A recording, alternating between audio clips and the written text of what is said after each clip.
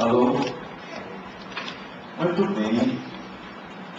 Hoje nós estamos com a aula sobre Deus.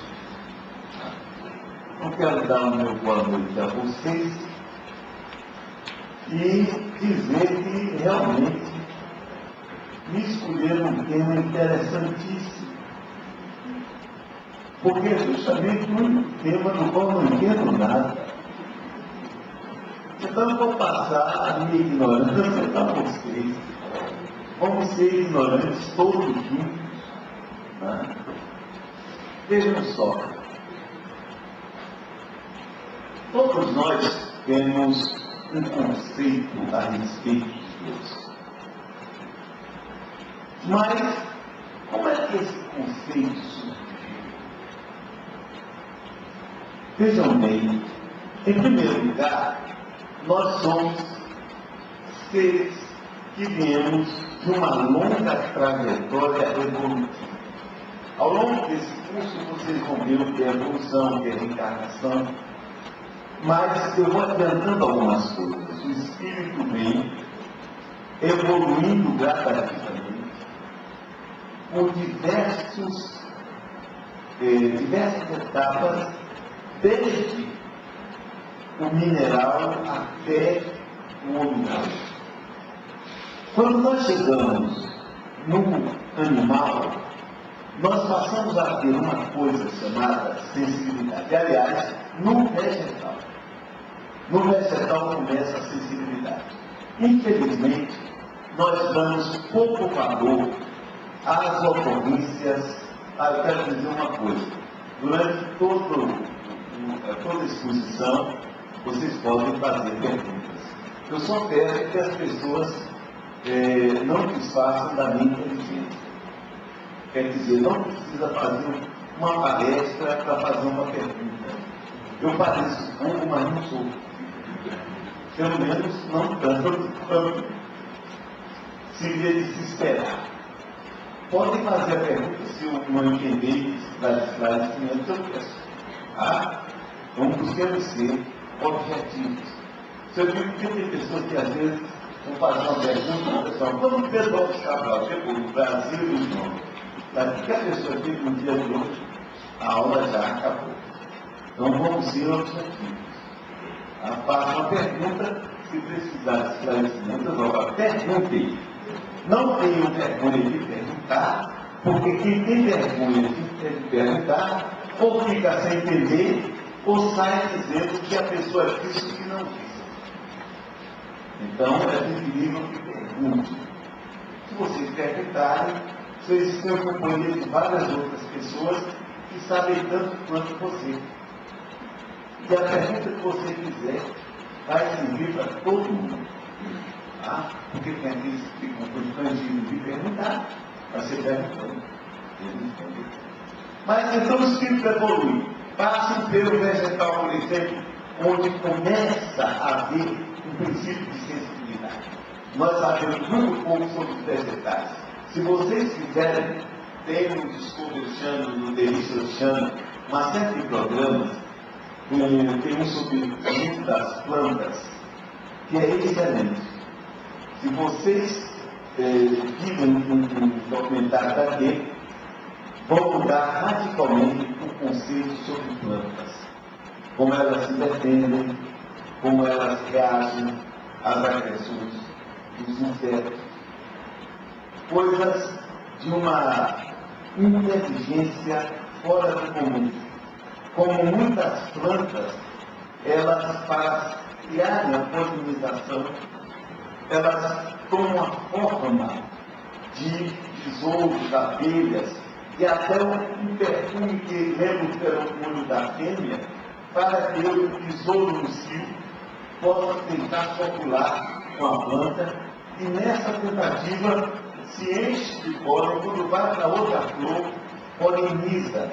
Se alguém me disser que isso é um produto de acaso, eu vou dar uma gargalhada, porque tem que ter muita imaginação para fazer uma coisa dessa, que é do tipo mais simples. As plantas têm mecanismos de defesa porque elas têm sensibilidade. Não a sensibilidade do animal, mas elas sentem experiências feitas. Já mostraram quando você se aproxima com uma tesoura para cortar uma planta, ela reage, se você coloca eletrodos, ela tem reações. Porque é como se ela pressentisse que algo vai acontecer.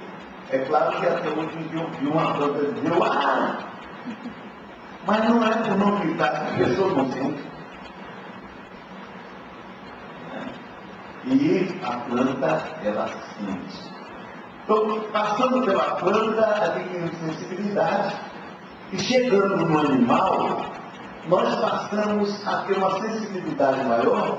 E o que antes nós sentíamos como um prenúncio de medo, o animal recebe aquilo constantemente. Todo animal na floresta vive sob o estresse permanente. Outro dia eu ouvi alguém dizer que os animais não são estressados. Eu dei uma gargalhada. Porque observem um animal na floresta, ele fica o tempo todo se alimentando, mas olhando para um lado, olhando para o outro, porque a qualquer momento ele pode ser atacado. Isto é um sintoma de medo. E é um sintoma de estresse permanente. Por que isso?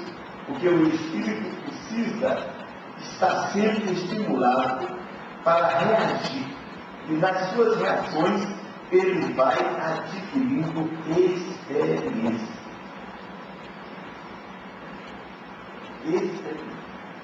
Mas continuando, o animal sente medo diante dos fenômenos naturais.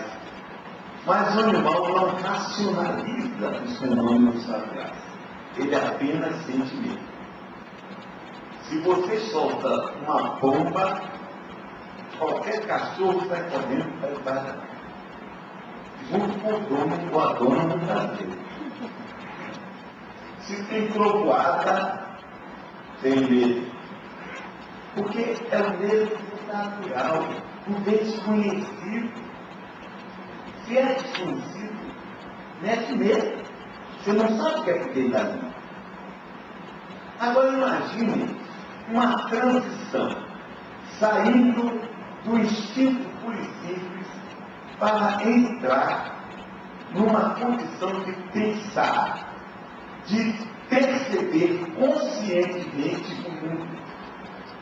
Se vocês olharem os animais, até os insetos, até os unicelulares, eles têm percepção do ambiente, porque eles reagem a essa percepção.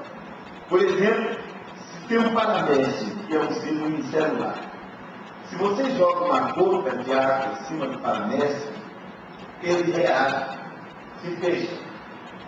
Passa algum tempo, ele relaxa. Você deixa cair outra gota d'água, ele se fecha. E aí, se você continua a fazer isso, depois de um certo tempo, ele relaxa. Só isso não cria, isso não é problema.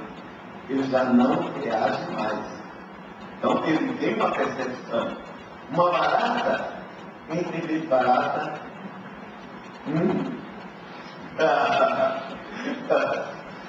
Uma barata tem uma percepção do ambiente incrível. Qualquer movimento, ela reage ao movimento. Ela corre, ela faz qualquer coisa para se livrar, porque ela tem percepção.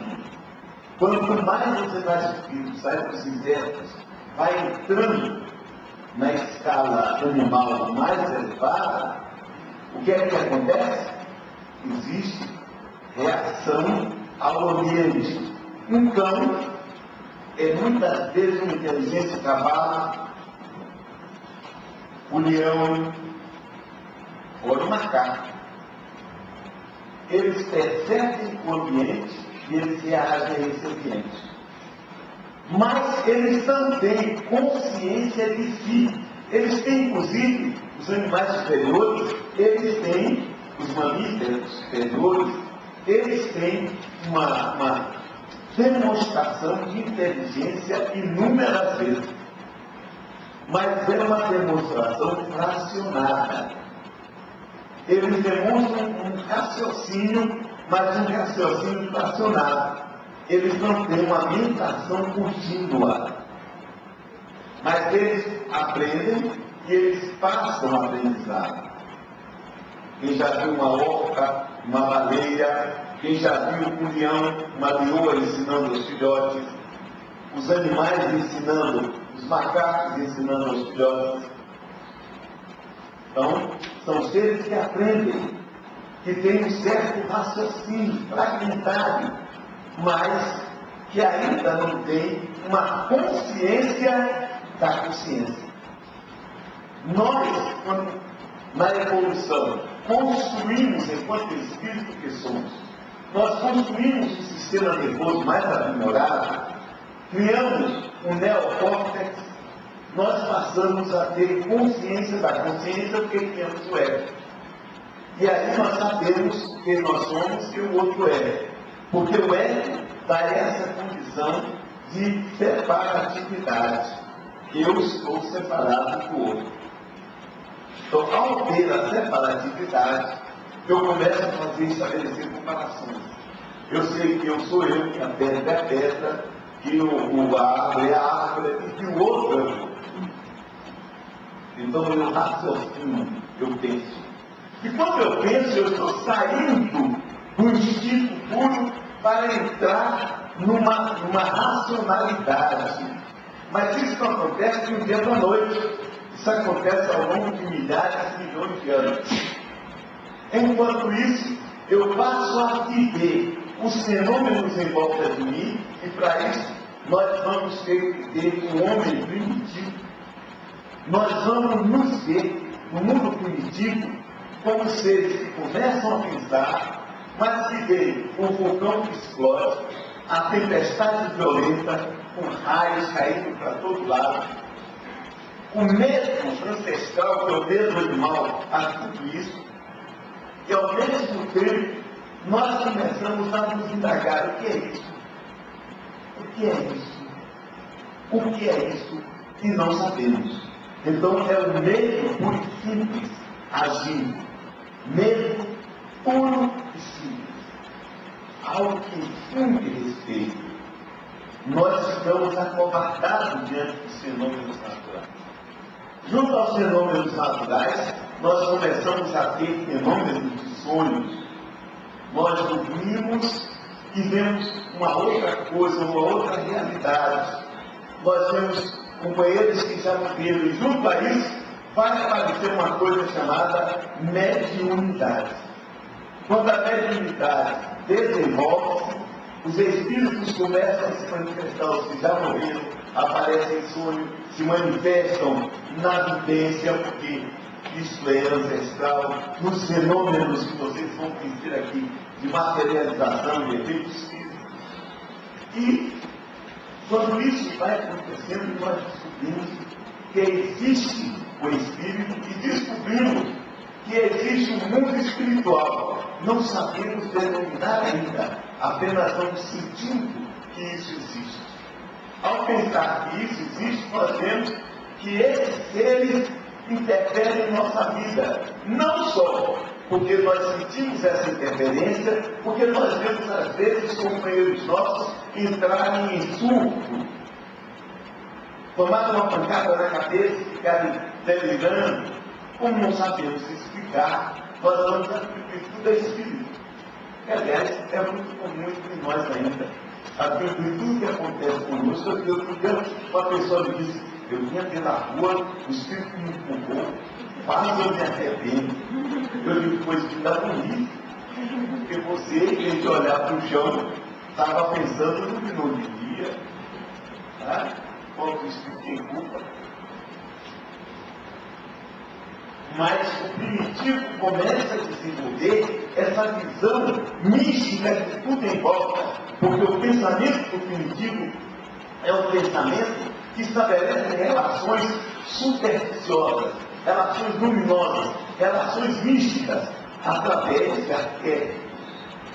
Ele começa a ter um conteúdo mental, que é um conteúdo porque ele faz associações das suas representações. Representação é o que nós temos aqui.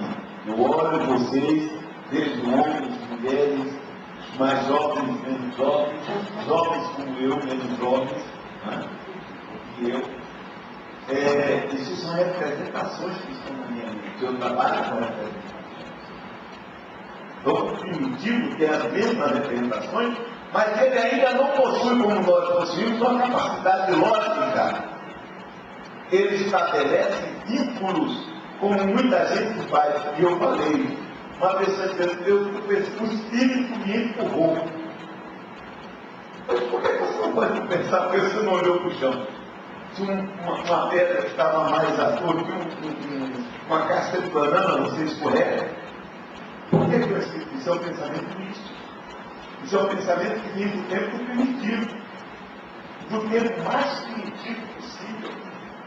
Mas, ao mesmo tempo, a presença dos espíritos e da intervenção é um fato. Eles interferem. Então, o indivíduo começa a desenvolver uma visão do mundo espiritual que vive agindo sobre nós. E que esses seres precisam ser aplacados. Então começa nesse momento a lei de adoração começa a entrar. E a ideia do divino começa a surgir. Aparecem os velhos, que são os feiticeiros, e eles passam a ser sacerdotes intermediários entre uma realidade espiritual e uma realidade física. Vejam bem. Aí a ideia de Deus. Mas como o homem primitivo, ele não se vê absolutamente desligado da natureza, porque o desligamento da natureza conosco só aconteceu quando nós criamos a primeira cidade, que é um mundo totalmente artificial.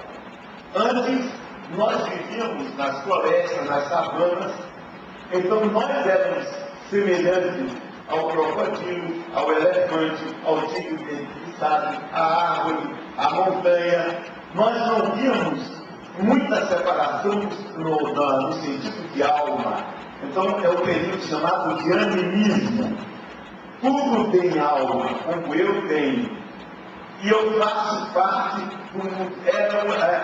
um pensamento ecológico, embrionário, primitivo, irracional. Eu e a natureza somos um. Então, atribui-se uma influência ao vegetal, à árvore sobre nós, ao crocodilo, ao hipopótamo, quando se criam as representações totêmicas, ou quando os indivíduos começam a se fazer o clã do hipopótamo, o clã do tigre dente de sabre, etc. E ele passa a adorar esses animais, a árvore, a montanha. Se é um vulcão, ele começa a ver aquele vulcão como um Deus que está, como um ser. Ele ainda não sabe o que é um Deus, mas como um ser transcendente que ameaça, que precisa ser aplacado. Vai nascer aí a ideia da necessidade do sacrifício para aplacar um ser que é transcendente, que tem muito poder, que pode me matar, que pode me destruir. Vai nascer também o sacrifício humano. Porque o que é que eu posso dar de vítima maior é o meu filho, é a minha mulher. A mulher não, né? Porque o cara pode precisar mesmo da força, vai fazer um sacrifício, a mulher precisar do marido. Ou seja, nasce o sacrifício, que primeiro é o sacrifício humano. Dentro da tribo em primeiro lugar. Mas como você, ao fazer isso na tribo, você diminui o seu poder de defesa e o seu poder de caça, porque você mata o caçador, porque precisa, começa a fazer o sacrifício de gente de fora. Porque aí eu, ao mesmo tempo, enfraqueço o adversário. Os incas faziam isso aqui, os astecas faziam isso com os seus sacrifícios de sangue, arrancando o coração das pessoas, para poder o sol nascer.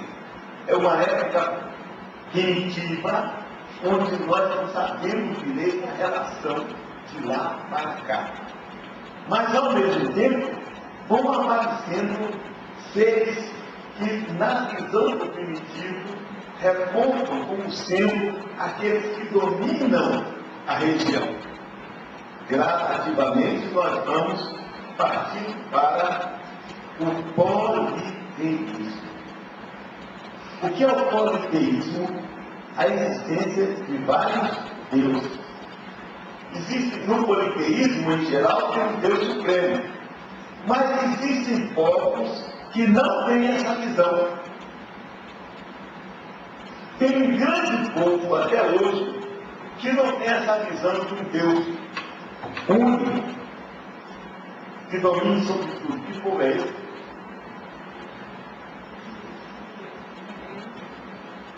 Dentre os indianos, você tem um segmento que pode-se dizer que é religioso materialista, que não tem uma visão de Deus. O tal, exatamente, é a China. A China não tem a visão de um Deus. Tem uma visão de um organismo. A natureza como organismo. Por isso eles puderam fazer eventos que nós só fomos inventar no final do século XVIII, XIX para cá, em 1800 e pouco, etc.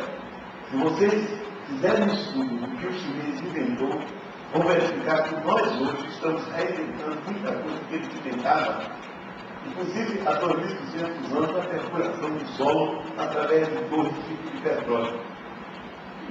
Eles já tinham inventado o aço, eles já faziam mais de 1000 anos antes, e nós fizemos em 1870, por aí, pela primeira vez na Europa se fez o aço, e assim sucessivamente.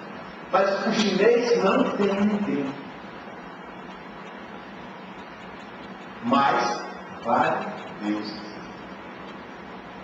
O mundo são várias entidades, são espíritos ancestrais, são entidades espirituais, vejam que é algo que vem diretamente do mundo primitivo. Agora, quando nós começamos a criar uma nova concepção, vamos cair numa coisa. O homem, eu já digo que vai criando Deus na medida da sua capacidade de raciocinar. Diziam alguns filósofos gregos que se o boi pensasse, o Deus dele seria um boi, um touro grande, um touro imenso. Eu posso dizer, se uma barata pensasse e tivesse ponto, o Deus seria um baratão. Então o Deus dele seria um barato. Enfim, por que isso? Porque nós sempre projetamos a nós nessa esfera transcendente. Observem que dos animais nós vamos gradativamente misturando. Os egípcios, por exemplo, eles creem em muitos deuses que têm a cabeça de chacal e o corpo de homem. Já é uma forma híbrida de juntar as coisas. Até que nós chegamos aos deuses que são homens em grande estatura. Onde nós vamos ver isso? Na Grécia, principalmente. A Grécia que está na base da cultura ocidental. Eu duvido que nós consigamos dizer 10 palavras de maneira inconsciente sem estar dizendo uma que tem origem grega. Duvido tal o espírito grego penetrar na nossa mente e na nossa cultura.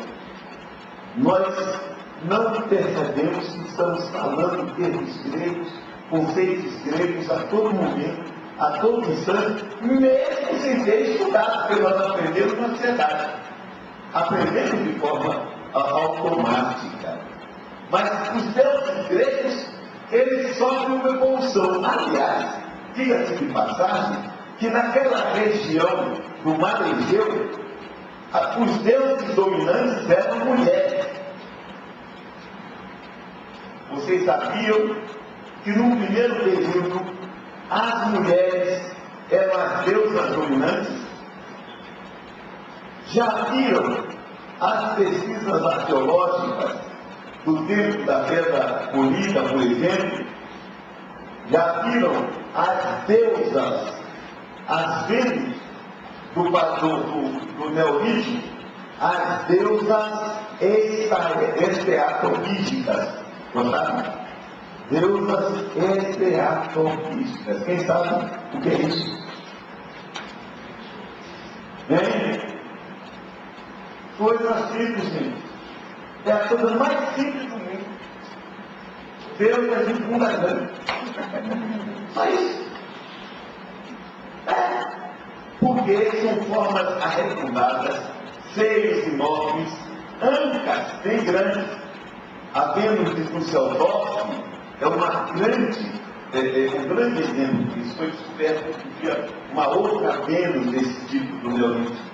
Mulheres com as características sexuais bem avantajadas, as características sexuais secundárias também bem avantajadas, porque isso era sinônimo de fertilidade. Então, hoje em dia, as magrelas não teriam nenhuma chance naquela época. Só as gordinhas. Era o máximo, porque os homens disputavam as gordas. Quanto mais gorda, melhor. Porque essas eram as férteis. Elas se tornavam os símbolos de Deus. Quando os dórios invadiram a região minoica, que era o povo minoico que dominava a Creta, as ilhas do Mar Egeu de uma forma geral, as deusas eram dominantes. Foi quando o matriarcado começou a cair. Porque os dórios eram machistas. E um outro povo machista também foi derrubando a ascensão ou o predomínio das deusas, os judeus. O patriarcado começa o desenvolvimento da civilização dentro do plano tecnológico, etc. Mas como o nosso viés não é isso, nós estamos falando de Deus. Os deuses e os dórios fracos começam a dominar sobre os deuses daquela região. As deusas passam para o segundo plano. Hera, que era do primeiro plano, passa a esposa de Zeus, porque há uma aculturação dos dominadores com os dominados. Então, as deusas passam para o segundo plano e os deuses passam para o primeiro plano. Aí nós começamos com seres que são homens, seres humanos em ponto grande. Isso vai caracterizar todo o politeísmo. Todos. Seres que são seres humanos em ponto grande. Zeus é um grande homem. E os deuses têm todos os vícios dos humanos. Zeus não pode ver uma mulher. Namoradona, faz filho em tudo quanto é canto. E tem uma mulher que é ciumenta, que é danada. Ela, que fica perseguindo todas as amantes e os filhos das amantes. É a famosa crônica escandalosa, porque também lá o negócio é sério. Deus pega as irmãs, pega as filhas, pega até as netas, pega as tias, ele pega tudo. Hades também faz. Tem uma deusa que é a Afrodite, a deusa do amor. Você tem um Deus do amor que é Eros que cria a paixão, que faz as pessoas se apaixonarem pelas outras, se observarem bem. Esses deuses representam sentimentos e inclinações humanos projetados para o além. Existe um destino. um destino que é inflexível, que nós não podemos mudar, nós só podemos nos dobrar ao destino. Até o próprio Zeus se dobra a Moira, a deusa do destino. Nós estamos na mão das parcas, quando elas cortam o fio, estamos mortos, não tem jeito. Existe o nascimento de uma ideia do mundo transcendente, que já vem no tempo da história. Porque o mundo espiritual nasce com a ideia da imortalidade. Porque se eu sou espírito imortal, eu tenho que algum lugar. Eu vou para onde do mundo invisível. Se eu vou para esse mundo invisível, existe um mundo. E para ir para lá, o que o pessoal faz? Coloca roupa, comida, arma. Porque o mundo de lá é semelhante ao mundo de cá. As primeiras sepulturas aconteceram no ano, os primeiros sepultamentos, 200 mil anos atrás. O homem do Neandertal domina a Europa. É o homem das cavernas, ainda embrutecido, com o córtex frontal lá para trás. Ele não tem essa parte desenvolvida. Ó, isso aqui é sinônimo de inteligente. Obrigado. Questão.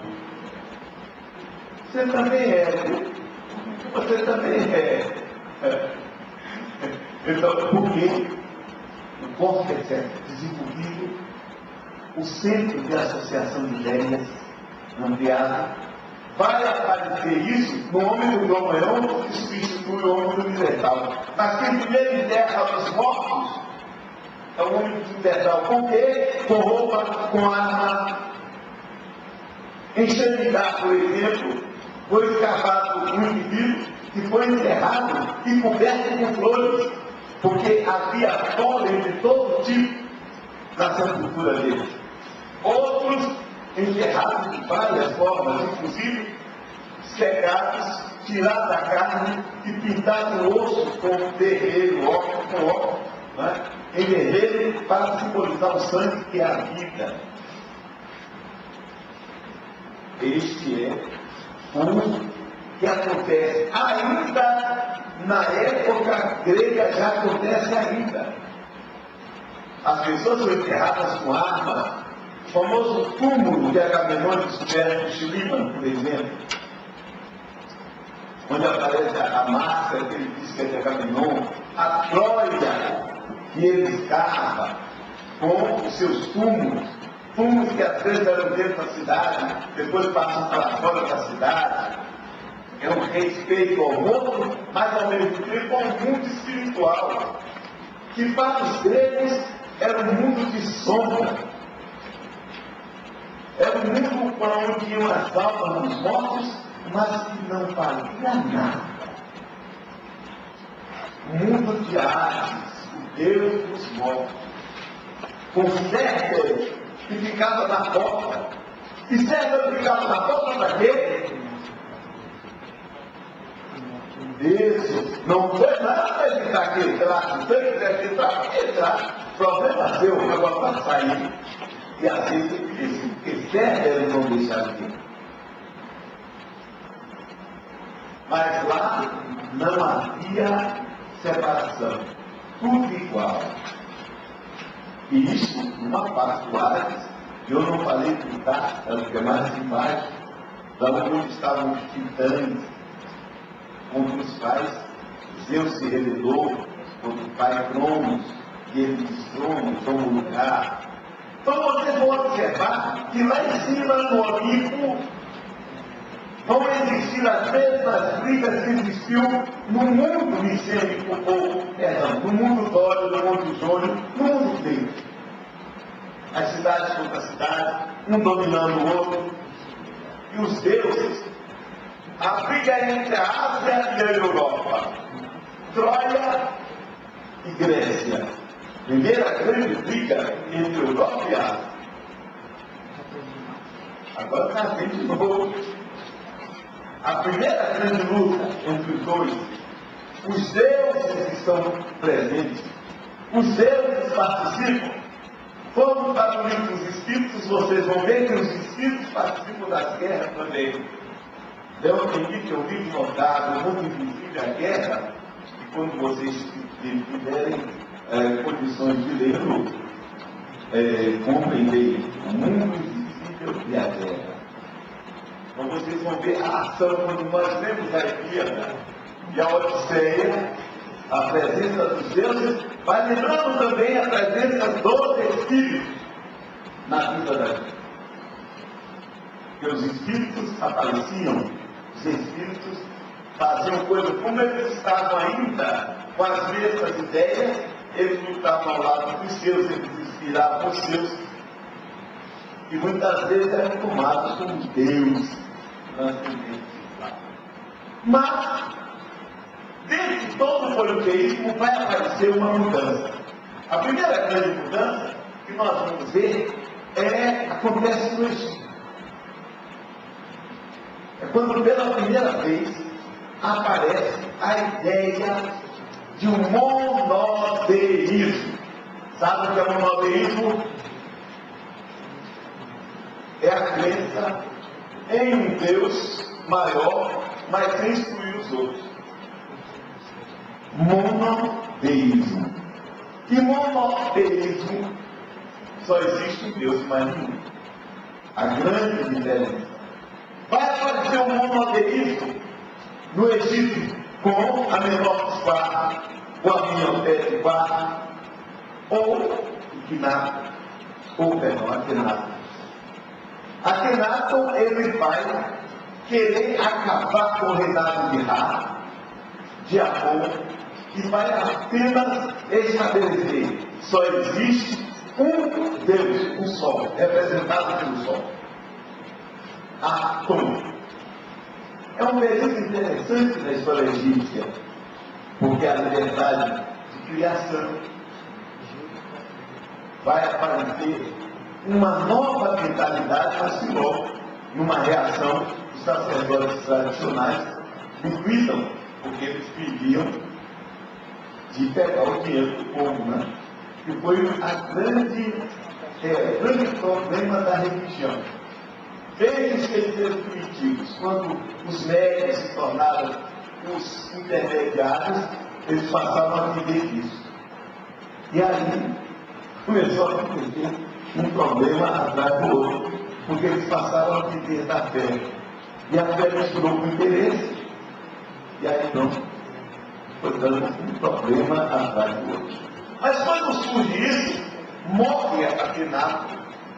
É destruída a tentativa religiosa no Egito, mas isso nunca morre. Vocês se lembram da história de um sujeito chamado Moisés,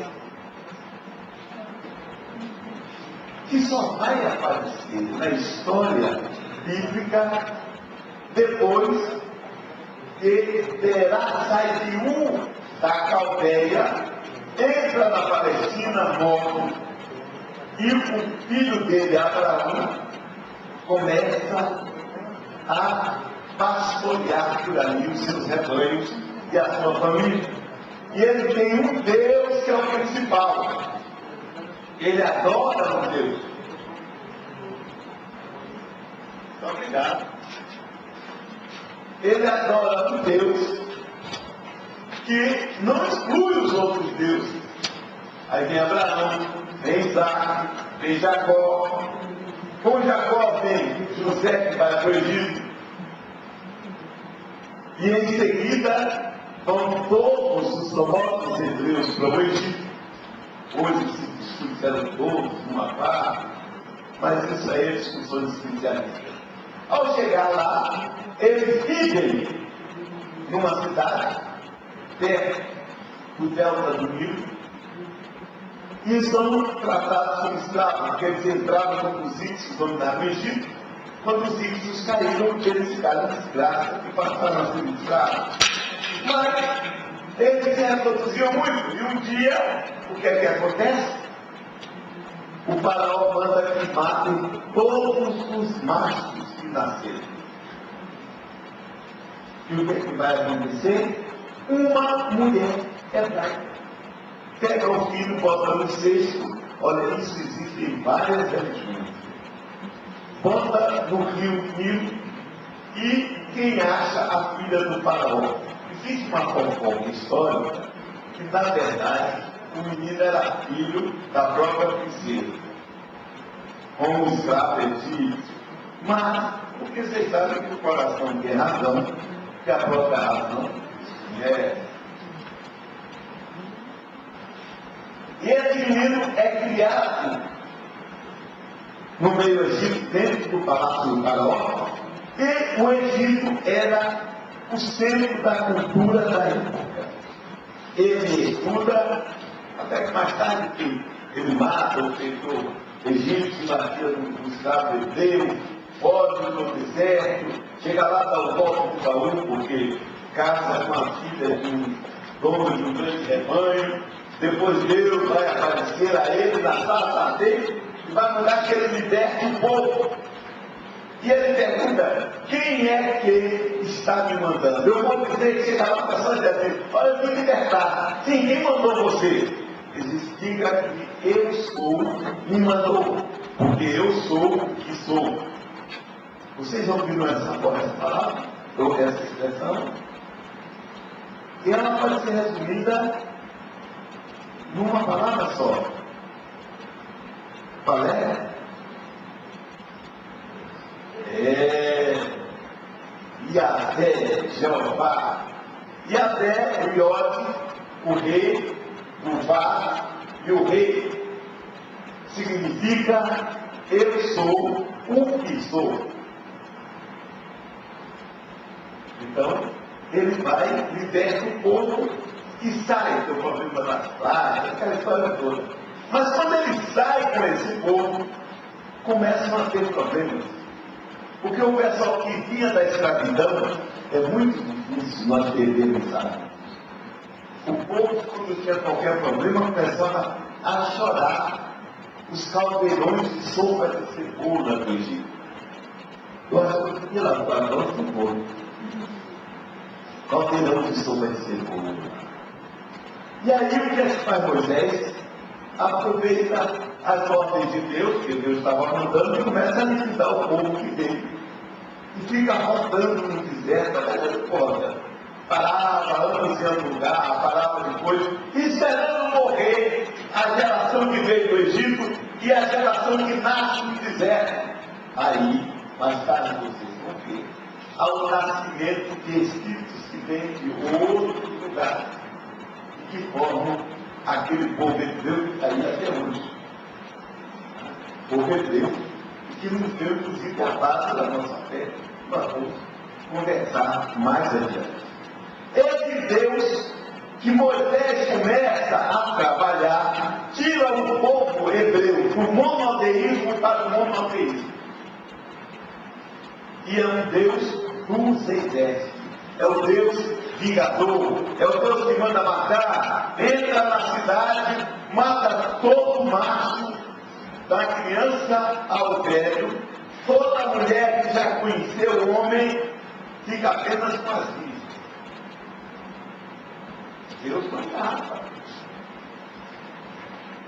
Deus, inclusive, não deixa Moisés entrar na terra prometida, porque ele certa feita não mandou matar como Deus mandou.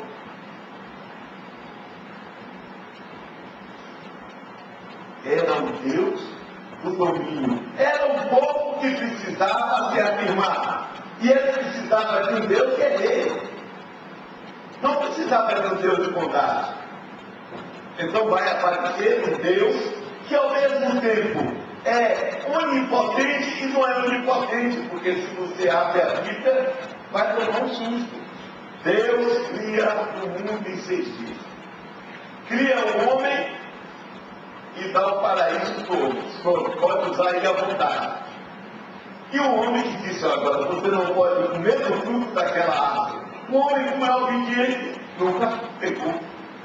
Aí ele disse: esse cara tem uma coisa errada. Não é bom que ele esteja sozinho. Vamos lhe dar uma ajudadora, dizendo que o homem não pediu nada. Aí, Deus vai, faz o homem dormir, tira uma costela, que é um moço duro de joelho, e faz a mulher. Eu estou dizendo que está na Bíblia. E se você disser que costela é um moço duro de joelho, está vendo costela.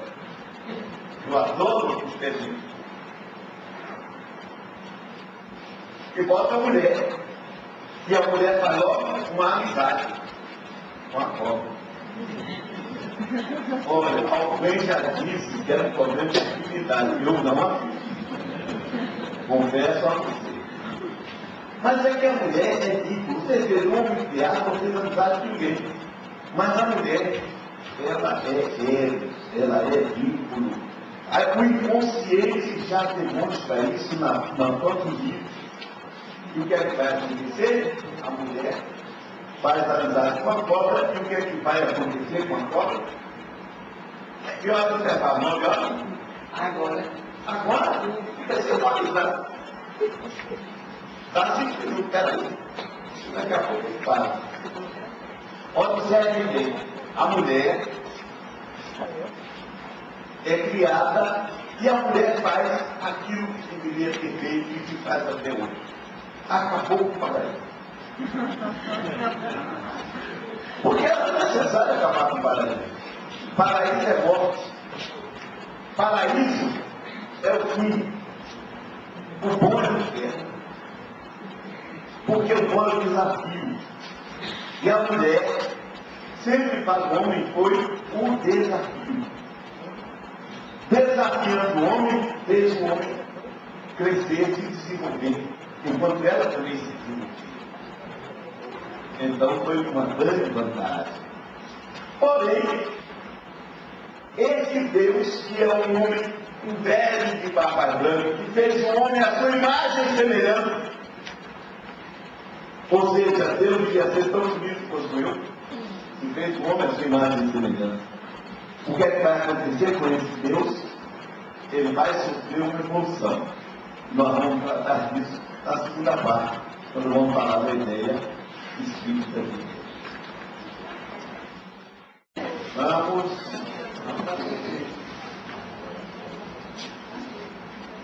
Vamos lá, doutor. E agora ele vai começar. Não quer? Lilith não. Lilith não se fala, é mesmo.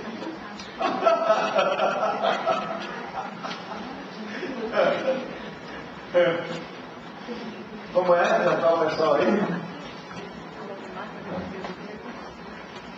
Eu quero fechar rapidamente essa primeira parte, porque nós temos o Deus hebreu, o Deus de Moisés, Deus de 17, que no metade da história egípcia, com Isaías, começa a passar para o Deus misericordioso, que vai mandar o Messias sofredor para resgatar, e aí vai fazer fugir dela a salvação. E finalmente vai aparecer Jesus, que traz uma ideia, vejam só, muito de politeísmo em volta. Só um povo monoteísta, um povo hebreu. Dentro desse povo hebreu, Deus sofre uma transformação do Deus dos exércitos para o Deus da misericórdia, porque o povo hebreu começou a ser dominado por outros povos. Então vai mudando a concepção de Deus. Quando Jesus Cristo chega, ele traz uma outra concepção de Deus. Se lembre que Jesus era judeu, nasceu judeu, viveu judeu e morreu judeu. Dizem que era baiano ou brasileiro, não é verdade. Ele era judeu, nasceu judeu, viveu judeu e morreu judeu. Não mudou religião nenhuma. Se Jesus voltar hoje, chega aqui e diz assim, minha religião é a judaica. Eu não sou cristão. Paulo de Tarso foi que começou esse movimento. Ele faz um movimento de aproximar o pensamento hebraico do pensamento politeísta, baseado em Jesus, porque Jesus vai estabelecer que Deus é Pai de misericórdia, é o Pai de bondade. é o pai que atende ao aflito. E observe que nesse momento os judeus estavam sob o domínio romano. Então é um Deus que ajuda o infeliz, o pobre, o necessitado, o sofredor. Ele mesmo, Jesus, morre numa cruz. E quando ele morre, e que Paulo leva o pensamento hebraico para o politeísmo, cria um sincretismo. O que nós temos sincretismo no candomblé?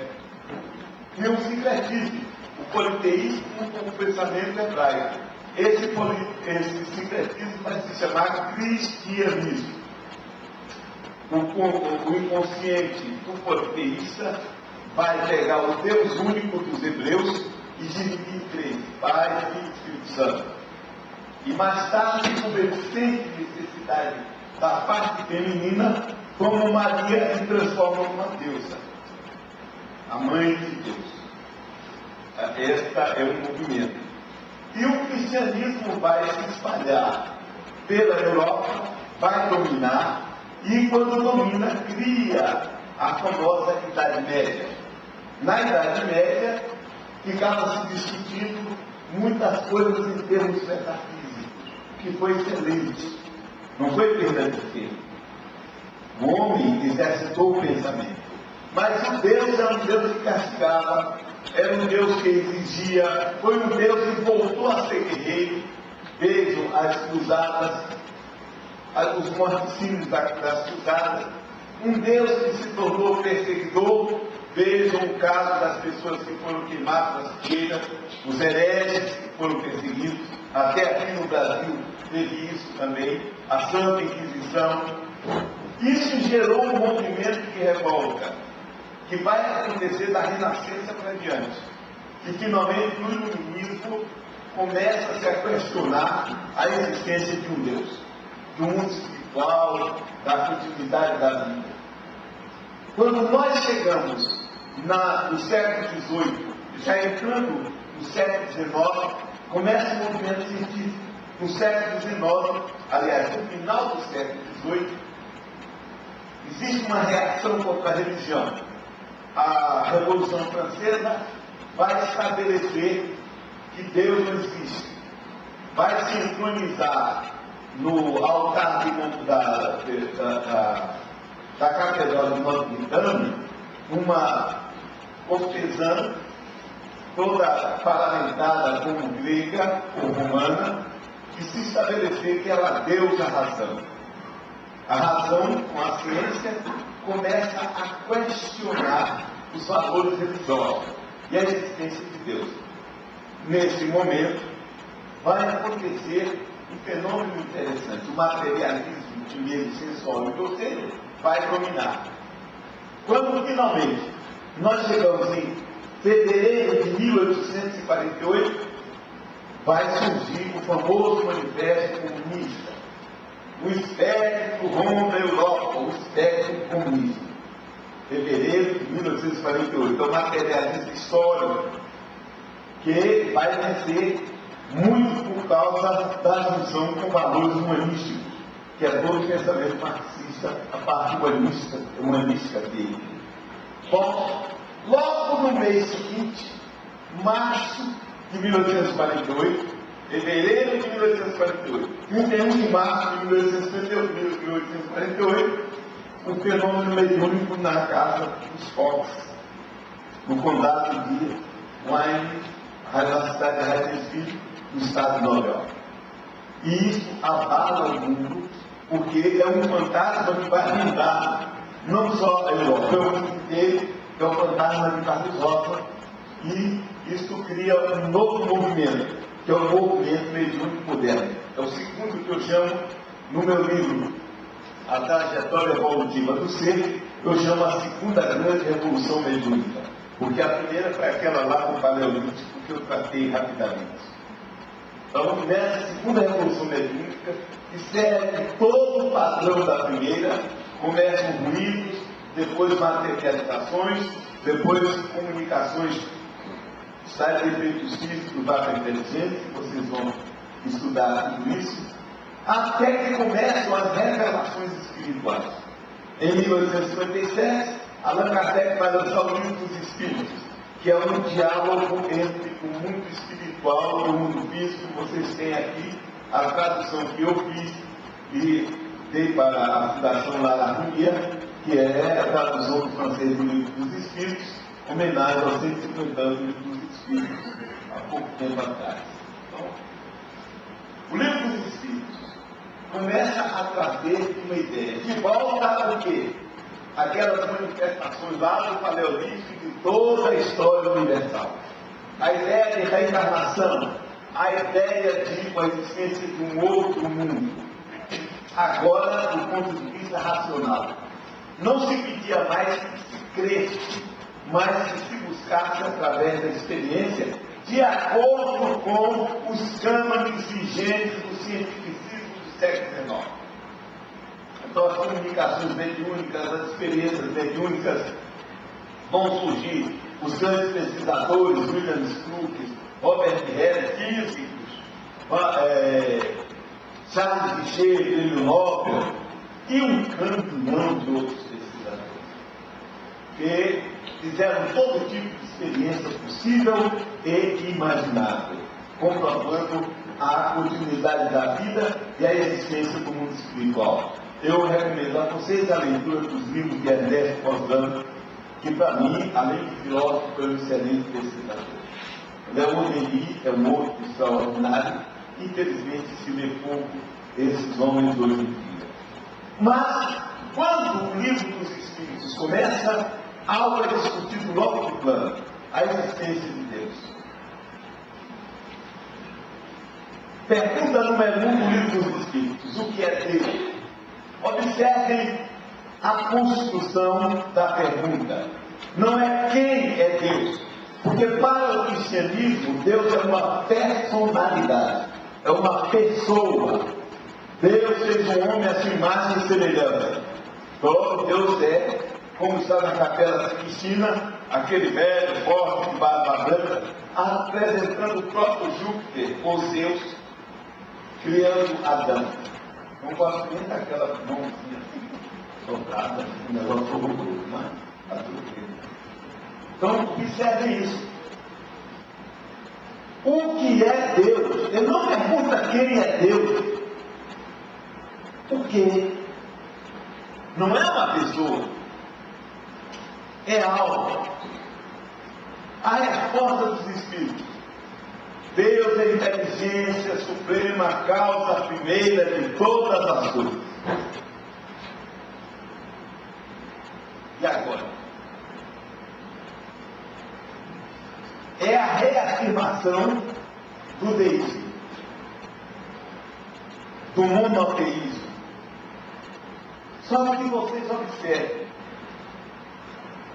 que logo em seguida ele vai fazer uma pergunta para estabelecer uma diferença. O que é isso? E se deve entender que infinito parece que é uma coisa absurda, mas não, tem a ver. Porque se diz que Deus é infinito. Primeiro ele pergunta o que é o infinito. Tudo que é desconhecido. O que é desconhecido é infinito. Em segunda, ele vai perguntar onde se vê, isso eu fiz uma composição, onde se vê na causa primeira uma inteligência suprema e superior a todas as outras inteligências. Vós tendes um provérbio que diz isto: pela obra se reconhece o obreiro. Pois bem, olhai a obra e procurai o obreiro. É o orgulho que engendra a incredulidade. O homem orgulhoso não quer nada acima dele. É por isso que se denomina espírito forte. Pode ser que o sopro de Deus pode abater. Seja, está afirmando, existe um Criador. Um Criador que está por trás de tudo, que é tão transcendente, tão forte, que nós não podemos ter um embate com ele. Primeiro de tudo, porque nós não sabemos nada sobre Deus. Foi o que eu disse aqui no início. Pela obra já conhece, nós vemos o universo, nós vemos os seres como são criados, observem o corpo humano, como ele acontece. Como é que isso surge? Isso vem de onde? vários já tentaram dar uma explicação. Até hoje, a existência de um fator inteligente por detrás de tudo ainda está em vigência. Julga-se o poder de uma inteligência por suas obras. Nenhum ser humano podendo criar aquilo que a natureza produz, a causa primeira é então uma inteligência superior à humanidade. Se você olha um carro, você não vai dizer que o carro se fez por acaso. Até hoje ninguém viu um carro se fazer por acaso. E quanto mais sofisticado o carro, você vai falar da inteligência de quem o construiu. Desde o computador, aqui, você vai dizer que esse computador se fez por acaso? É um absurdo. Ele tem um autor, ou vários autores, mas existe inteligência, porque é uma construção inteligente. E age de acordo com leis específicas. Não é? Qualquer que sejam os prodígios realizados pela inteligência humana, essa inteligência tem ela mesma uma causa. E quanto maior seja o que ela realiza, maior deve ser a causa primária. O primeiro. É essa inteligência que é a causa primeira de todas as coisas. Qualquer que seja o nome sobre o qual o homem é designe, seja Deus, seja o que for, dê o nome que quiser, mas existe uma inteligência que está por detrás de tudo que é feito. Poderia dizer que Deus é o infinito? Só tem um problema. Infinito é uma construção mental. Eu não sei se na prática existem coisas infinitas. Não tenho como saber. Posso imaginar que o universo seja, mas eu não sei o que é o universo. A minha visão vai até a 50 bilhões de galáxias, mas não sei se tem nada mais para lá, se não tem. Não sei. Então, infinito é uma abstração. Definição incompleta, pobreza da linguagem dos homens, que é insuficiente para definir coisas que estão acima de suas inteligências. Então, Deus é o infinito, sim. Deus é infinito, não sei. Outro dia alguém está perto de mim e diz assim: Deus é grande, ele não pode ser pequeno. Eu não sei. Eu não tenho como saber, porque eu não o conheço. Nem conheço ninguém que conheça. Porque Deus transcende a nossa capacidade de raciocínio. Nós estamos para Deus, assim como uma célula nossa que está para o conjunto nosso de ser humano. Imagine uma célula imaginando um homem, um ser humano, um homem ou mulher, não importa. Como é que a célula iria pensar? Ela ia se projetar como um célulão imenso. Não é? Porque ela não teria como imaginar. Agora vocês pensem, um ser que faz um universo onde existem mais de 50 bilhões de galáxias, cada galáxia com uma média de 250 bilhões de estrelas. Como é que eu vou entender isso? Não posso. Racionalmente eu não posso entender. Tem uma diferença muito grande. Deus é infinito em suas perfeições, mas o infinito é uma abstração. Olha aí. Dizer que Deus é o infinito é tomar um atributo pela coisa mesma e definir uma coisa que não é conhecida por outra que não é mais. Então temos que ter muito cuidado em nossas definições de Deus. Muita gente quer provar a existência de Deus. Onde se pode encontrar a prova da existência de Deus? No axioma que é aplicado nas vossas ciências. Não há efeito sem causa. Procurar a causa de tudo que não é obra do homem, a vossa razão vos responderá. Os indígenas está caindo de moda. Porque pela física quântica existem efeitos sem causa. E agora, vocês quiserem saber mais, vão estudar física quântica para poder entender.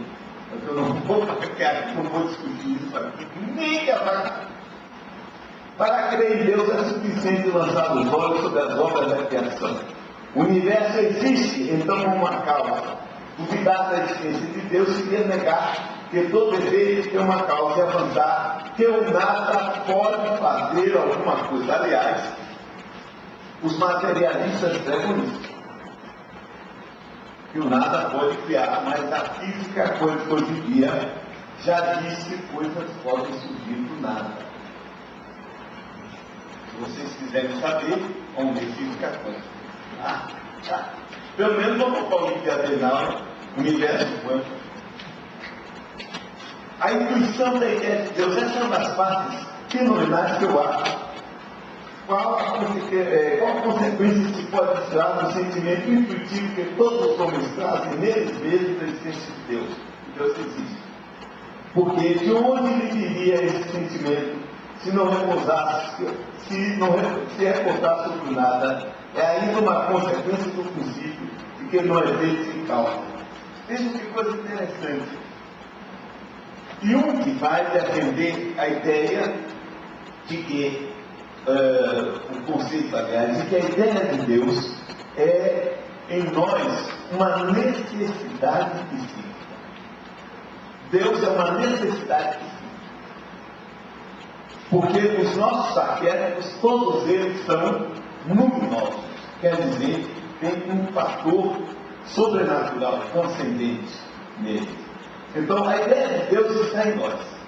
Lá no homem primitivo que olhava em volta, via um vulcão explodindo e ele achava que ali tinha um ser que fazia alguma coisa. Um ser grande, imenso, que realizava aquele prodígio. E o homem primitivo foi tão movido por essa ideia que começou a construir os dómenes, os meíres, depois construir as pirâmides, que existem pirâmides no mundo inteiro, nas Américas, na Ásia, não é só no Egito, não. E qual era a necessidade de construir uma pirâmide? Para se aproximar de Deus. Se lembram da Bíblia fala numa torre de Babel, que os homens construíram para se aproximar de Deus, e que Deus teria misturado as línguas de todo mundo? Pois é, entre todos os povos, as pirâmides são necessidade de se aproximar do céu, do firmamento onde ficavam os deuses. E no caso de um Deus só, se aproximar de Deus. O sentimento íntimo, sim, é portanto uma necessidade. Todos os povos sempre falaram ou de divindades ou no caso de um Deus. Sempre. O sentimento íntimo que temos em nós mesmos da existência de Deus não seria resultante da educação e o produto de ideias adquiridas se assim fosse porque os nossos selvagens teriam esse sentimento. Olha que a usada expressão selvagem que hoje não se usa mais. Nós usamos a palavra primitivo. Ou nos horizontes agrícolas, etc. Se o sentimento da existência do ser supremo não fosse mais do que um produto do ensinamento, ele não seria universal, não existiria como as noções da ciência, senão entre aqueles que tivessem podido receber esse ensinamento. Mas existem uma série de pessoas que tentam explicar o universo ou a criação a partir de determinados princípios. Poder-se encontrar a causa primeira da formação das coisas nas propriedades íntimas da matéria? Mas então, qual seria a causa dessas propriedades? É preciso sempre uma causa primeira. Atribuir a formação primeira das coisas às propriedades íntimas da matéria seria tomar o efeito pela causa, porque essas propriedades são elas mesmas um efeito que deve ter uma causa. Porque a matéria em si, a não ser para os gregos, existia de toda a eternidade, junto com os deuses. O caos, quando ele existe, é junto com a matéria. Por isso havia uma discussão dos gregos, filósofos gregos, pensadores gregos, uma discussão com os cristãos, quando eles começaram a querer filosofar. Eles diziam assim: se Deus criou o mundo a partir de um momento, como diz a Bíblia, então Deus é infinito. Olha que jogar com conceitos abstratos é um problema. Deus não é infinito? Aí o cristão dizia: bom, se ele é infinito, ele sempre existiu, porque ele é atemporal, é infinito no tempo. tá? É eterno. A eternidade em infinitude não tem. Aí ele disse assim, vem cá, e o que é que Deus fazia antes de criar o mundo? Aí criava problema. Santo Agostinho, no livro dele, As Confissões, ele faz uma piada com isso. Ele diz assim, eu não vou responder essa pergunta como um conhecido meu. Quando pergunto para ele, ele diz assim, Deus estava criando o inferno para lá colocar pessoas que fazem perguntas desse tipo. Você vê que Santo Agostinho não brincalhando. Ele diz, mas eu vou dizer simplesmente uma coisa. Enquanto Deus criou o mundo, no mesmo instante criou o tempo. Portanto, a pergunta do tempo anterior à criação é sem sentido. Aliás, esse é o mesmo argumento usado hoje com relação ao Big Bang. Você perguntar o que é havia antes do Big Bang não tem sentido. Porque o tempo e o espaço são criados no momento da grande discussão. Então, veja. Então, a matéria criando-se a si mesma e teria que ter uma força criadora. Essa força criadora, você pode dar o nome de Deus à bola. O que pensar da opinião que atribui a formação primeira a uma combinação fortuita da matéria, dito de outra maneira ao acaso? Outro absurdo, qual homem de consciência pode ter o acaso como um ser inteligente? E depois, o que é o acaso? Nada. A harmonia que rege as forças do universo demonstra combinações inéditas determinadas. E por isso mesmo revela o poder inteligente. Atribuir a formação primeira ao acaso seria um contrassenso, porque o acaso é cego e não pode produzir os efeitos da inteligência. Um acaso inteligente não seria mais o acaso. Se vocês lerem as construções sobre a criação, as inferências dos materialistas, é engraçado. Tudo aconteceu por acaso. A vida apareceu por acaso. Os seres se complicaram por acaso. As plantas apareceram por acaso. Morreram os dinossauros por acaso. O meteoro bateu aqui por acaso. Ou seja, tudo é acaso. Eu fico me perguntando, os acasos estão sempre certos. Que acaso bravo. Um acaso inteligentíssimo. É o que Kardec faz. Os espíritos vão dizer para Kardec que é um acaso. O acaso não é nada.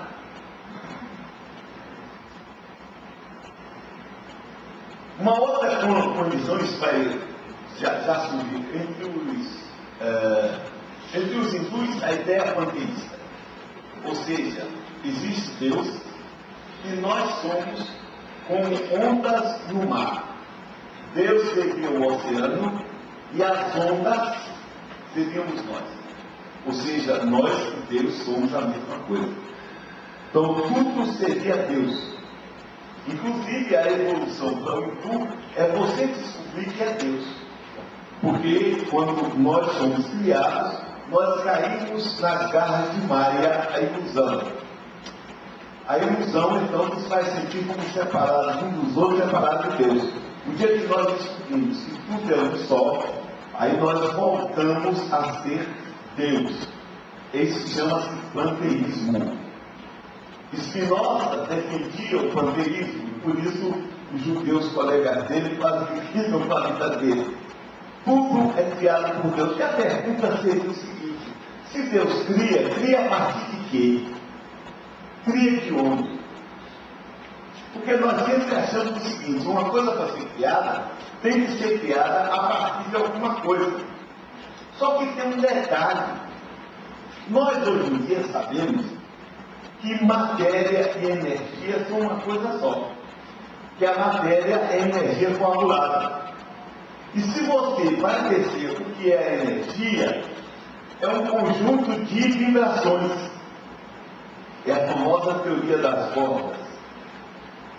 Então, é um conjunto de vibrações, cada corda vibrando de uma forma determinada, a corda seria um quantum de energia.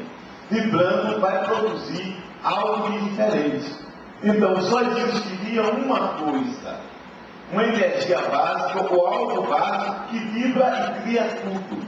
Então tudo partiria de um princípio único.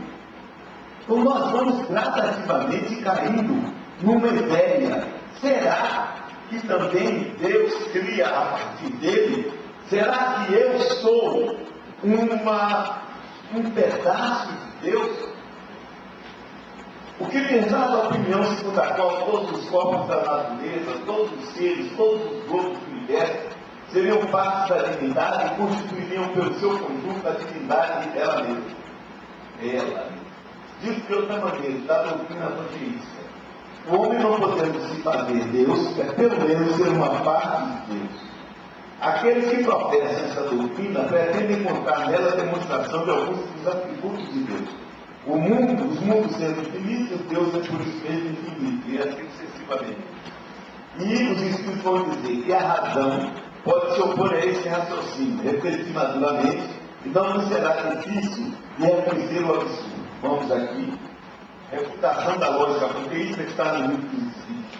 Essa doutrina faz de Deus um ser material. Quer dizer, seria voltar de alguma forma a ideia primitiva de que Deus e nós somos a mesma coisa. O universo é Deus. Então, Deus é material também. Deus é energia também. Mas nós não sabemos o que é Deus. Como é que nós vamos raciocinar dessa forma, querendo estabelecer que tudo que nós vemos é Deus, se nós não sabemos o que é Deus? Então, Kardec vai raciocinar e chegar à conclusão que a imutabilidade das propriedades da matéria não podem se aliar à ideia de Deus sem o rebaixar do nosso pensamento. E todas as sutilezas e sofismas não chegarão a resolver o problema de sua natureza íntima. Porque aí já está se querendo chegar à natureza íntima de Deus. Deus é feito como? Deus existe como? Nós não sabemos tudo o que Deus é, e Ele é. Mas sabemos que não poderia deixar de ser. E esse sistema está em contradição com suas propriedades mais essenciais. Ele confunde o Criador com a criatura, absolutamente como se quisesse que uma máquina engenhosa fosse uma parte integrante do mecânico que a concebeu. A inteligência de Deus revela-se nas suas obras como a do pintor no seu quadro. Mas as obras de Deus não são o próprio Deus, assim como o quadro não é o pintor que o concebeu e executou. O que é que essa ideia está estabelecendo? Que existe em nós uma dualidade, Deus e a criação. No livro dos Espíritos vocês vão ver Deus, Espírito e matéria. Agora, Espírito e matéria nós podemos ficar num monismo, mas Deus até agora nós não conseguimos inserir pelo fato de não conhecermos a essência de Deus. Nós não sabemos o que Ele é. Logo, qualquer raciocínio em torno dele é mera abstração. A interioridade das faculdades do homem não lhe permite compreender a natureza íntima de Deus. E eu estava dizendo, uma célula para compreender o ser humano vai ser difícil, absolutamente difícil. Uma moça para entender o ser humano, apesar dos milhares de olhos que tem uma mosca, ele não consegue. Um micróbio para entender o ser humano. Como existe um hiato imenso. Logo, é uma dificuldade grande. Na infância da humanidade, o homem o confunde geralmente com a criatura da qual lhe atribui as imperfeições, mas à medida que o senso moral se desenvolve nele, seu pensamento penetra melhor no fundo das coisas e ele se faz uma ideia mais útil, mas conforme com essa razão, ainda que sempre incompleta. Aquilo que eu venho dizendo, o homem vai projetando em Deus a si mesmo. Chama-se isso antropomorfismo. Até a própria definição espírita é antropomórfica. Quando eu digo Deus é a inteligência suprema, causa primeira de todas as coisas, Eu estou estabelecendo que a inteligência é a maior coisa que existe. Será? Não sei. Não sei. De alguma maneira, eu ainda estou antropomorfizando Deus. Quase não sai. Quer dizer, eu estou me projetando em Deus. Mas eu não sei o que é.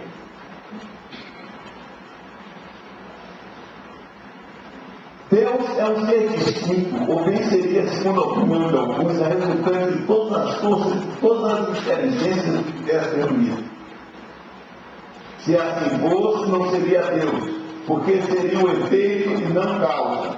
Ele não pode ser ao mesmo tempo um e outro.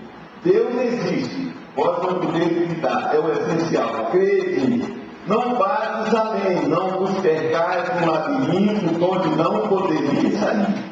Isso não nos tornaria melhores, mas talvez um pouco mais orgulhosos, porque queria saber e na realidade não saberia nada. Deixar então de lado todos esses sistemas. Nós temos bastantes coisas que nos tocam diretamente, a começar por vós mesmos. Estudar as vossas próprias imperfeições, a fim de vos desembaraçar delas. Isso vos será mais útil do que pretender penetrar aquilo que é impenetrável. Cada vez mais nós vamos chegando a esse conceito. Deus é algo impossível de ser entendido. Entender para nós, que temos um raciocínio sequencial, significa pegar alguma coisa e desmembrar, para poder depois juntar os cacos e entender. Quando nós queremos saber, hoje nós estamos melhorando isso. Antigamente, para você saber como era um animal, você matava e secava. E sabia o quê? Os órgãos dele. Mas não sabia realmente o que era o animal. Agora, nós já temos uma série de elementos que nos permitem vislumbrar o ser.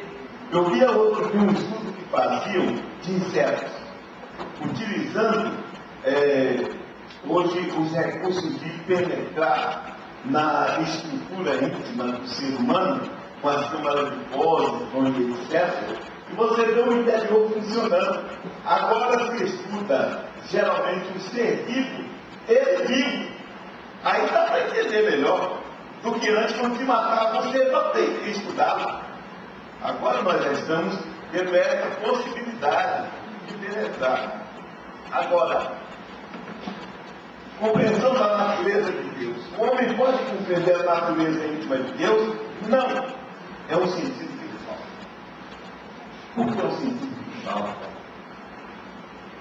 Por que eu não posso entender Deus? Eu falava sobre a célula e o homem.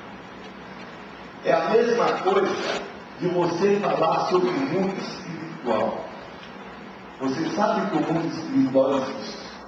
Só que o mundo espiritual tem 4 dimensões. Imagine um corpo de 4 dimensões. Se você conseguir, vai ganhar um grande prêmio. Porque ninguém consegue. Você pode fazer até uma projeção multidimensional. Como um tesseract. Sabe o que é o tesseract? É um cubo de 4 dimensões. Que é formado por 8 cubos de 3 dimensões dentro de uma outra dimensão. Vocês entenderam? Eu também não. Nem ninguém pode entender. É a mesma coisa se você tivesse um ser bidimensional, só fosse comprimento e largura, e de repente aparecesse um cubo no mundo dele. Ele não conseguia ver o cubo. Por quê? Porque o cubo ele tem 3 dimensões. Mas no mundo plano não existe altura. Se não existe altura, como é que um ser de 2 dimensões ia entender o que é altura? Como nós não sabemos um vetor que leva para a 4ª dimensão. Matematicamente é chamado planar e catar. Em cima e embaixo. Para onde? Para que lugar? Tentem pensar em 4 dimensões. Se vocês conseguirem. Eu vou dar um exemplo. Vamos dizer que eu consiga uma parte minha entrar na quarta dimensão. Então, o que é que aconteceria? Uma parte do meu ser entrou na quarta dimensão. Aí vocês viriam uma parte minha aqui sentada, a outra desapareceria e apareceria lá atrás. Só com essa parte para lá, olhando para cá e falando com vocês. E agora? Como é que isso aconteceu? Vocês sabem? É difícil. Matematicamente você pode até entender, mas logicamente é impossível entender. Então por aí vocês já vão tendo a dificuldade de se entender um ser que está acima de toda e qualquer dimensão.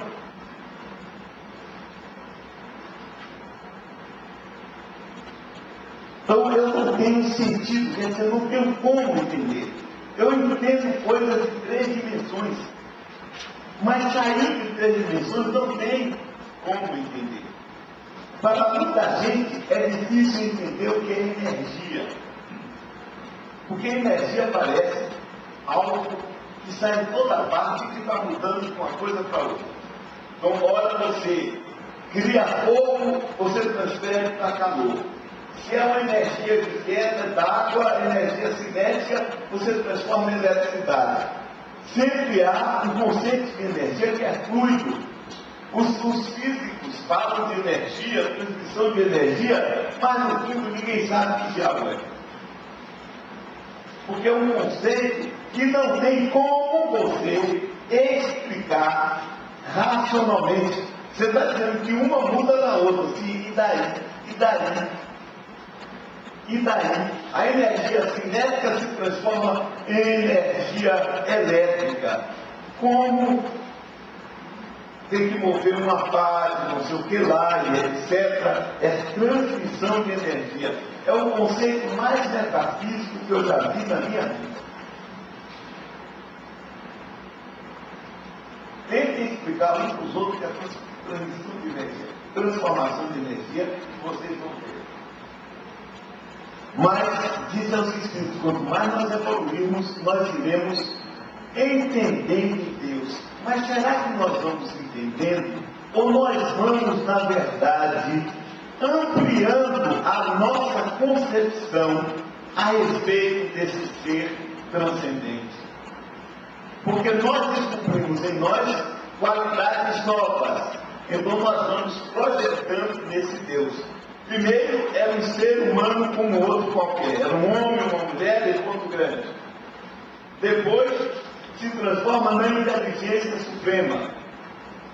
Se transforma numa força transcendente, numa energia transcendente. Observe, na medida em que nós crescemos intelectualmente, e que nós vamos espiritualmente também, nós vamos descobrir. E uma coisa é fato, nós podemos não racionalizar Deus, mas uma coisa é possível, sentir Deus. Por quê? Porque sentir uma coisa é diferente de racionalizar. Vocês podem sentir amor, mas quem pode definir o que é amor? Quem pode explicar para outra pessoa o que é amor? Ninguém. Ninguém explica sentimento. Não há como. A emoção, ela é sentida, mas é inexplicável. Diga para alguém a quantidade de amor que você tem por esse alguém. O amor por você é como as estrelas do universo infinito. É como as areias do mar finito. Você pode. Então não observe esse amor por si mesmo. Um amor pequeno.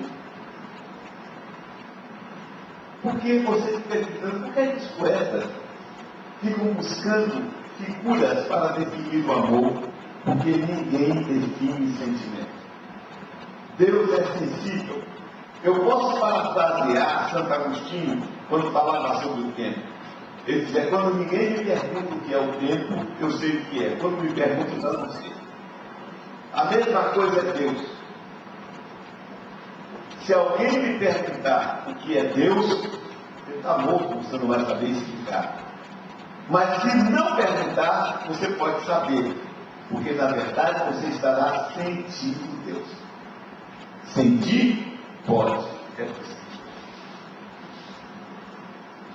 Bom, perfeições de Deus, mas eu vou passar os atributos de Deus. Se vocês observarem esses atributos aí, dizem que Deus é perfeito. Deus é perfeito? Não sei. Não tenho a menor ideia. Pode dizer, pode. Mas não sei. Eu não sei o que é ele. Como é que eu sei que ele é perfeito? Eu não sei. Os atributos de Deus que tem aí. Deus é eterno. Não sei. Tempo é um conceito nosso. Tempo existe num contínuo espaço-tempo. Porque você tem espaço, você tem tempo junto. Sem espaço, você não tem tempo. Sem tempo, não vai ter espaço. E agora? Não é fim. Então, Deus é eterno? Não sei. Se Deus está acima do tempo, se o tempo é uma criação de Deus, como é que eu posso saber? Então, perguntar se Deus é eterno? Não sei. Deus é infinito? Não tenho ideia. Porque ele está acima do infinito. Como é que eu posso? Se ele cria o infinito, ele está acima do infinito. E agora? Deus é imaterial. Deve ser. Se ele criou a matéria, ele está além da matéria. É único. Acho interessante o raciocínio. Se tivesse vários Deus, ia dar problema. Porque quando tem num lugar qualquer duas pessoas, dá problema. Porque, e se fosse um Deus masculino e um Deus feminino, aí tinha problema mesmo. Não tinha jeito.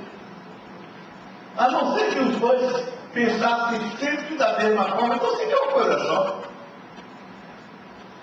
Então, é único. Pode ser que seja. Eu não sei se é. É todo poderoso, sim. Se faz o universo, se faz um conjunto de universos, que hoje a ideia é de que existem vários universos que não se comunicam.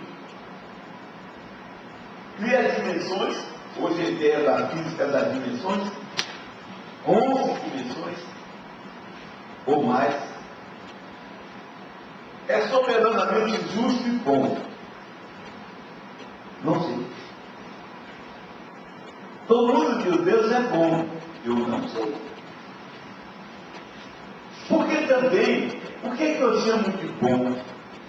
Por exemplo, eu estou aqui, muito bem, obrigado, vou ao médico, amanhã o médico diz que eu estou com câncer, que eu vou morrer em 2 meses.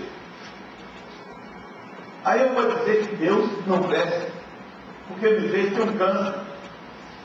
Mas se Deus tiver um conceito muito mais amplo, esteja abrindo o espírito, não está olhando para o corpo, se para ele o corpo e nada é a mesma coisa, ele está dizendo, não, Djalma com esse câncer vai ganhar uma experiência que ele precisa.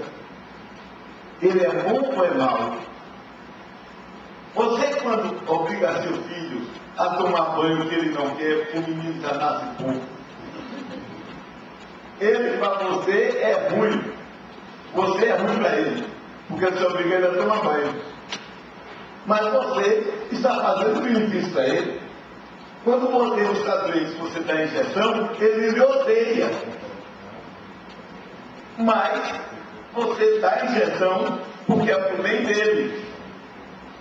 Então, o que nós chamamos miséria, dor, infortúnio, sofrimento, para a nossa visão é ruim. Para um ser que esteja vendo uma finalidade muito maior lá adiante, pode ser um bem. Outro dia eu conto sempre, vi um sujeito no Manhattan Connection, o sujeito tomou um tiro em São Paulo, foi desabafar um amigo, se ele está tironeiro, ele botou uma questão para o camarada, pegaram ele ficou no hospital, quando ele ficou, ele botou uma questão, o sujeito fez uma cor, deu uma nota a ele resolveu sair de São Paulo, foi para Nova York, sem saber falar inglês, Hoje em dia é um dos maiores fotógrafos dos Estados Unidos, está rico, milionário. O tiro que ele tomou foi bom ou ruim? Na hora que ele tomou o tiro, foi ruim. E depois, então, Deus, ele é transcendente. Ele tem uma visão que nós não temos. E agora? Ele é bom? Ele é ruim? Acredito que seja bom, porque ele está vendo finalidades na frente. Mas tem momentos que eu olho para ele, dá licença, né, ô? Porque quem está passando sou eu. Veja se você segura esse negócio. Ah. Então, veja, o conceito básico, para o espírita, Deus existe. O que é Deus, vocês vão ver no livro dos Espíritos, é uma colocação que é de 1867. Não é uma colocação atual. Mas, de qualquer maneira, ainda está válida. Que existe algo transcendente, existe porque nós sentimos. Deus está presente em nós, dentro de nós. Argumentar com os outros pela existência de Deus é besteira. Porque os argumentos que você pode alinhar para defender a existência de Deus, o materialista pode alinhar para negar a existência de Deus. Porque a nossa razão prova o que ela queira, o que você queira provar. Veja que os deputados e advogados conseguem provar o improvável. Outro dia eu vi o caso de um advogado criminalista que conseguiu provar que a mulher assassinou o marido dormindo, o marido estava dormindo, ela matou ele, porque estava com medo dele, dormia com o revólver debaixo do travesseiro, e que ele dormindo falou, vou lhe matar, ela pegou o revólver e matou ele. Se você consegue provar isso, pode provar qualquer coisa, não é verdade? Então, se vocês querem trabalhar essa ideia de Deus, trabalhem mais no sentimento. Busquem a aproximação interior. Mas não queiram sair por aí, provando a Deus o mundo que Deus existe, porque vão perder tempo. E afinal de contas, Deus não está preocupado com isso. Se você acredita em Deus, problema seu. Se você não acredita, problema seu. O que se quer do ser humano é aquilo que foi colocado pelos Espíritos. Que cada um busque ser o melhor possível. Isso é que importa. Eu tenho certeza que Deus classifica e chama se você acredita nele ou não acredita. Quando alguém que perdeu um filho chega para mim e vem falar, e vem dizer assim, por que? Eu digo, olha, nesse momento não vamos pensar sobre isso. Agora eu lhe digo uma coisa, se você estiver com raiva de Deus, xingue ele de tudo que é bom.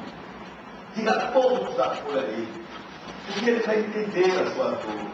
Quando passar tudo isso, aí você faz as pazes com ele de novo, e ele vai ficar na dele.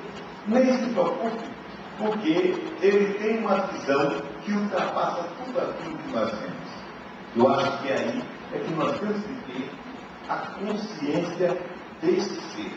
A única definição que eu até hoje gosto de sobre Deus é a definição que está na primeira epístola de João. Ele diz assim, Deus é amor. Como eu não sei o que é amor,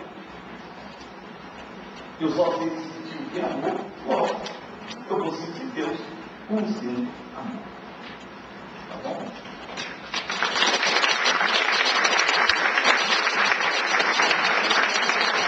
Mas vocês querem alguma pergunta? Aqui, ó. Ainda tem 10 minutos. Boa noite. Boa noite, geral. Bom, eu queria fazer um comentário, uma reflexão antes, ou realmente acho que o conceito de Deus, boa parte das religiões, e pelo menos tem se modernizado, se torna bastante negativo. Mas a doutrina espírita e quase todas as religiões hoje construídas nos exorta a a prece. Né? E quando a gente com a nossa formação católica, ou pelo menos cristão, judaico-cristã, a gente realmente pede ao velho de barba branca, né, que resolva os nossos problemas, porque assim nos foi ensinado. Né? Mas isso aí eu me pego, né, porque é exatamente isso. Como a prece funciona para eu a um ser, a uma entidade, da qual eu não faço ideia em ser. Né? Como estabelecer esse vínculo? Eu citei um livro chamado Ensina no Torá, de Angélica. Na verdade, veja, agora aí já vai entrar uma concepção de Deus. A minha concepção de Deus vai depender muito muito de vontade de fé. Eu vejo Deus como uma capacidade tão grande que dentro dele ele pode envolver, inclusive, uma coisa chamada aleatoriedade. Tá? Então, sinto Deus como sabendo de antemão o que eu vou fazer. Porque se ele soubesse de antemão o que eu vou fazer, eu não teria liberdade. Se eu tenho liberdade, livre-arbítrio, tem que haver uma condição aleatória. Estou aqui agora e posso mudar, sem que ninguém presencia a minha mudança. Como também eu posso agir sobre esse mundo, porque eu trago desse Deus uma capacidade criadora. Logo, eu posso também agir de forma aleatória. Quando eu faço uma prece, eu movimento um mecanismo interno meu que age sobre o mundo exterior. Hoje nós já sabemos que existe essa possibilidade de ação, de conformação do mundo exterior. A prece tem, em primeiro lugar, uma finalidade precípua, que é sobre mim. Quando eu faço a prece, eu entro em paz, eu entro em tranquilidade.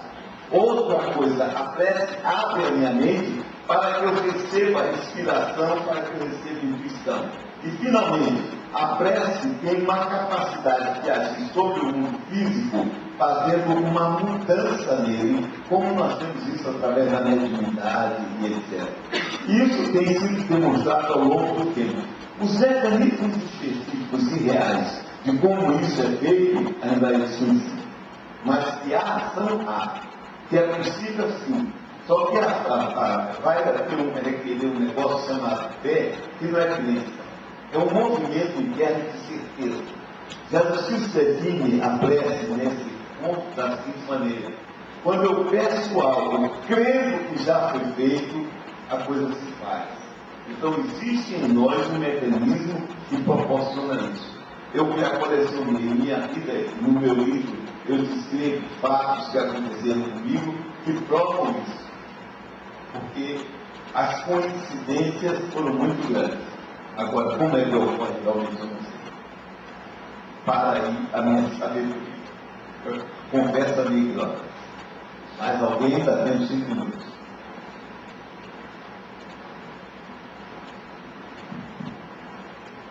Diga, amigo.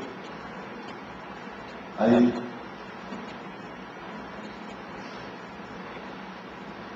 Não, agora. Boa. Desculpa, eu já tentei um pouquinho, não sei se Nada, eu sei disso, às vezes necessário. eu não ouvi tudo que você tinha falado. Mas eu tinha uma pergunta. Quando você falou sobre aquela lenda, aquele conto da costela do Adão. Sim. Né?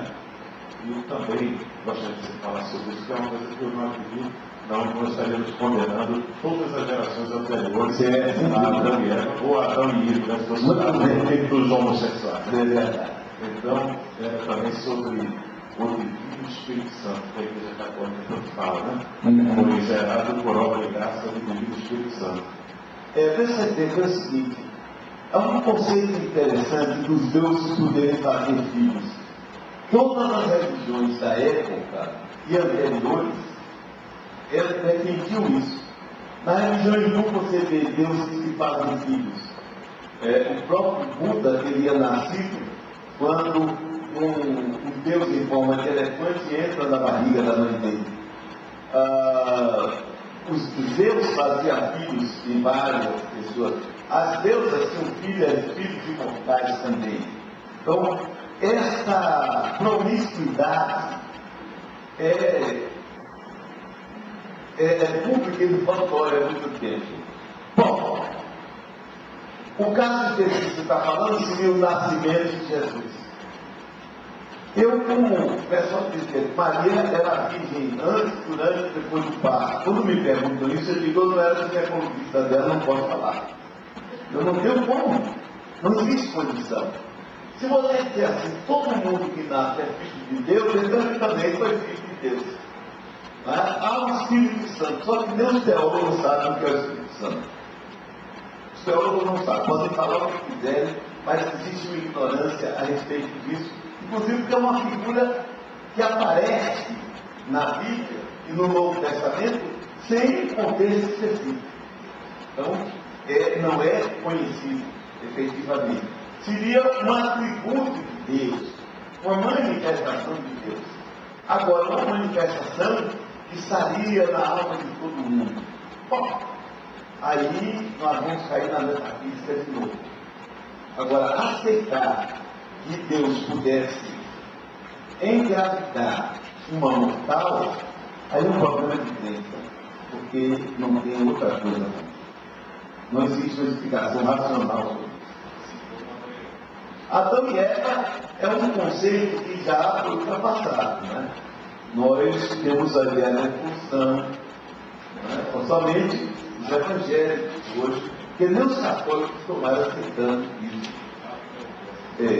O próprio, você vê os pensadores católicos já abandonaram essa ideia há muito tempo, tem apenas como um mito, uma forma de representar a ideia da criação.